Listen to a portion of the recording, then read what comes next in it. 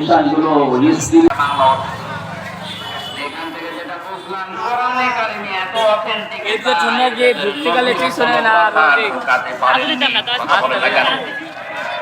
অনেকেই দেখলাম কোরআনের বিরুদ্ধে পর্যন্ত উল্টাপাল্টা কথা বলছে। এই যে দরবেশ কিছুদিন আগে ধরা পড়েছে, একটা সেমিনারে বক্তব্য দিতে গিয়ে জানিয়েছে কোরআনের ভেতরেও সমস্যা আছে। মেজর না, যে লোকটা এই কথা বলতে পারে যে এর ভেতরেও সমস্যা আছে, যালিকাল কিতাবু লা রাইবা ফি, এই আয়াত অনুযায়ী হলো কাফের। আল্লাহ বলছেন কোন ভুল সন্দেহ অবকাশ পর্যন্ত নেই। নামটা দিল কি দরবেশ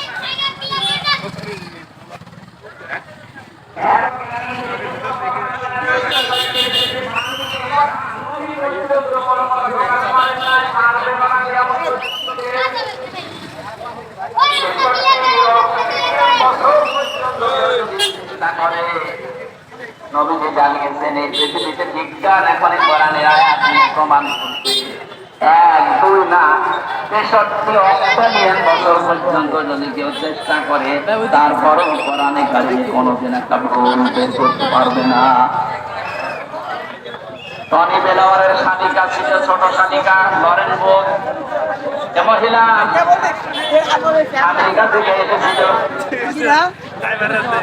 ইরানের তেহরান বিমানবন্দরে নামার পর এক মুসলমানকে বলছে, হে ব্রাদার, আমি কিন্তু মুসলমান হব না, আমি একজন খ্রিস্টান। আমি বিশ্ববিদ্যালয় থেকে অনার্স মাস্টার্স করেছি, ডক্টরেট করে এসেছি। আমি মুসলমান হব না, কিন্তু মুসলমানদের সব চাইতে অথেন্টিক কিতাব বা বই যেটা সেটা ওইটা আছে। প্রশ্ন করেন হিন্দু এবং খ্রিস্টান মুসলমান হব না, কিন্তু তাদের ধর্ম জানতে চাই। কোন বই পড়লে অথেন্টিক ধর্ম জানা যাবে? আপনারা দেন কি করে বলেন? এবার বলতে বলেন না, আমি হিন্দু মানুষটাকে দেবো না। কোরআন শরীফ আপনার বাবার নাকি? গতকালকে এক হিন্দু কৃষ্ণচন্দ্র শাহজাহান বক্তব্য দিয়েছে, এ বিশ্বের মুসলমানেরা, ওর বাড়ি মনে হয় সুনামগঞ্জের ওইদিকে,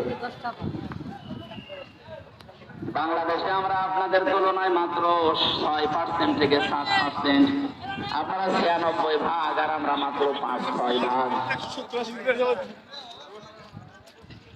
এই পরিমাণ থাকা শুধুমাত্র মুসলমানদের আমাদেরও হক আছে।